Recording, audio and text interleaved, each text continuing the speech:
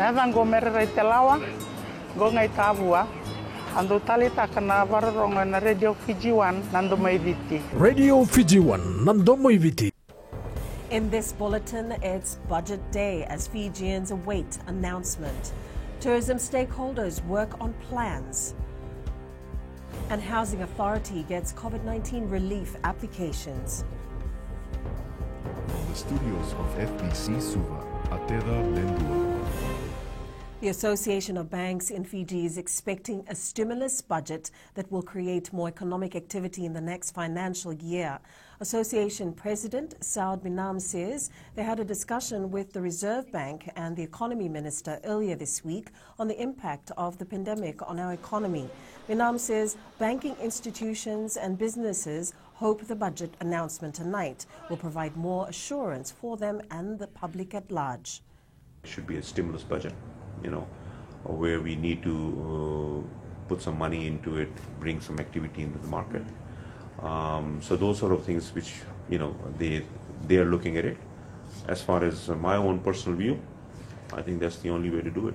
We all have to wait for the budget, and then from there, rather than from there, then we can see what's happening in the market, Ahead of tonight's budget announcement, the Fiji Hotel and Tourism Association says its members are working together on what they can do to sustain the industry.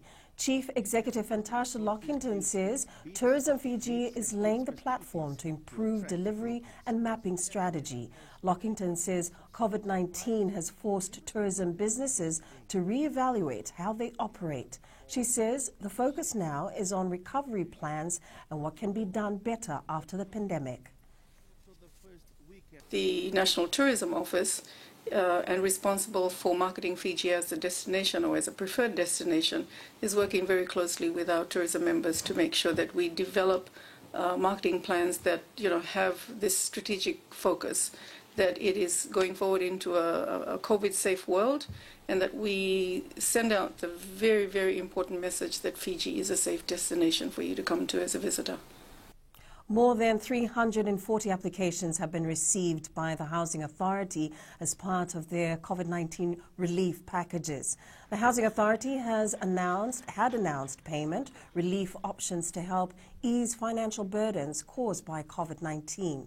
The relief packages include 3 months loan repayment holiday, extension of loan term without fees, interest-only repayments, or 3 months loan repayment holiday with extension of loan term.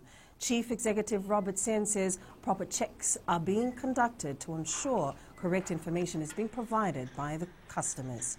Sen says customers have also been advised to come back if their situation doesn't improve.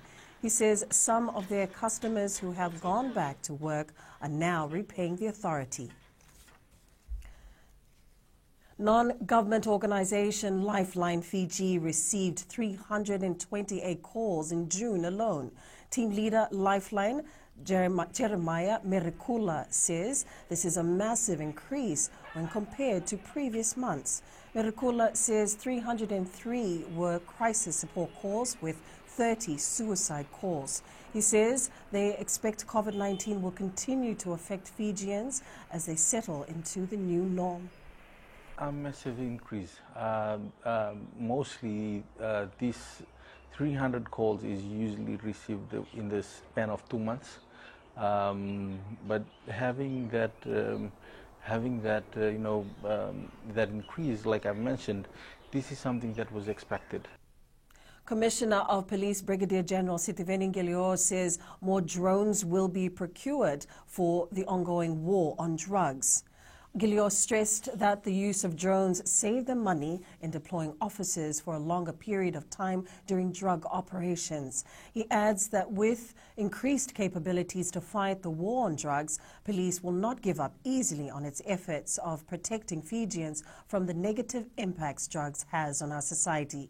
Ngelior highlighted that earlier this month, police recovered more than $12 million worth of illicit drugs that were seized during a raid in Kandavu with the help of drones, while at the end of last month, police seized over 14,000 marijuana plants estimated to be worth more than $40 million. We have been collating information over the last 3 years in particular, and we're in a position to functionally disrupt drug operations in the country, both those dealing with marijuana or cannabis, and also with the hard drugs, methamphetamine, and the cocaine movement. And that involves a lot of information gathering, use of the various softwares to assist us in analysis. The Ministry of Itauke Affairs confirms receiving reports of Fijians who continue to sell tambua or whale's teeth at unregulated prices. In an effort to address this issue, the ministry is conducting consultations with the 14 provinces to collate the input of village and district representatives regarding the standard prices for tambua. Permanent Secretary Mileti Bainimarama says the project is quite complex, considering the processes and parties to be involved before tabling a final report and the establishment of Fiji's tambua shop.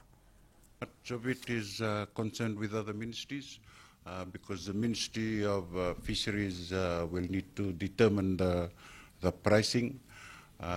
We have the Ministry of Environment because of the CITES agreement. And also, we need to have some legal opinion and legal advice from the Solicitor General on how we will regulate and begin the tambua shop. Consultations also with the Ministry of Economy on the setting up of the TMA account. The Fisheries Ministry will continue its surveillance operations with the Fiji Navy in the next financial year. Minister Semi Koroila-Visao says the partnership looks into inspection of licenses and any illegal activities happening in our waters. He adds recently 33 boarding inspections were carried out in the Western Division, where some fishermen were found fishing in areas not listed in their respective licenses. I think basically one is the license, one is the fishing within the areas that they are licensed to fish in. I think some have encroached into other Ngolingori areas, and basically that's a problem that that has been highlighted. The first vessel under the government's newly announced Blue Line initiative arrived in the country yesterday. The yacht with 2 New Zealanders aboard berthed at the Port Denarau Marina in Nadi, which is the official port for Blue Lane at present. This is the first foreign yacht to be allowed in the country after 4 months of restrictions were put in place to combat the spread of COVID-19 in March. Port Denarau Marina Limited Chief Executive Cynthia Rash says the 2 visitors aboard have been cleared from quarantine. She says more yachts are expected to berth at Port Denarau soon. There are many others currently on quarantine at the moment that are awaiting clearances from the Navy and Ministry of Health before they will be able to come onto dock and onto land at Port Denarau Marina. Moment, I think roughly about 4 as of this morning. There could be more arriving later this afternoon. The waters in the quarantine area are patrolled by the Navy and the military, and they are keeping a close eye to ensure that all of the strict conditions put in by NCCCC and Health are followed by these vessels. Up ahead, Yasawa prepares for skipper debut, and veterans return for Fiji netball.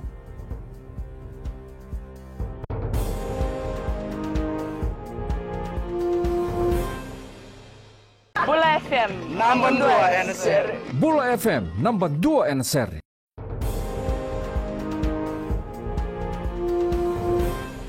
The Yasawa rugby team is looking forward to debuting in the Skipper Cup competition this year. The team has been training at the Nandovu Park in Lautoka for the past few weeks after the restrictions were lifted. Yasawa is also aiming for a perfect start to the competition when they take on Nandi. Yasawa qualified for this year's Skipper Cup after winning the Vanua Challenge last year, beating Lautoka in the final. However, the side knows that the Skipper Cup is a different ballgame altogether. Yasawa will take on Nandi next Saturday. We know Nandi is a very capable team and also he has been in the competition for quite a while. Since we are newcomers to this competition, we will try our best.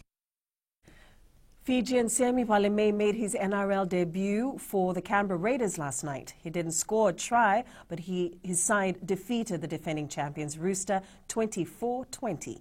National veteran netball players including Nina Virikisuva and Waiti Wangatambu have been named in the Fiji Pearls extended squad. The duo is joined by goal shooter Una Rauluni, as well as Alessi Paul and Alisi Nangiri and Anna Rusiwakula. Netball Fiji Secretary Lucy Rokura says the inclusion of the veteran players adds depth to the squad. Yes, our valuable veteran players, they're working just as hard, and we know with them being in the squad, we can allow them to gel in with the younger up-and-coming under 21 squad members.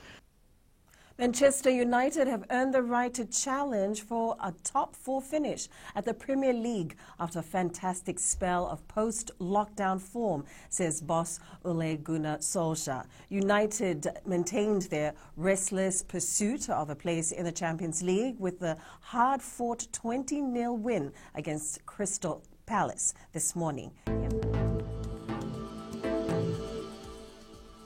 Expect a clear, cool, mainly sunny afternoon. The weather should be sunny and cool again tomorrow with a chance of showers moving in late in the day. And that's your FBC News now. Join us again at 7 p.m. for our major bulletin. Pardon me, 6 p.m. In times of crisis, you need news you can trust. Get the facts from verified news sources like FBC's TV, radio, and digital news. FBCnews.com.fj, keeping Fijians connected with the truth. Good afternoon.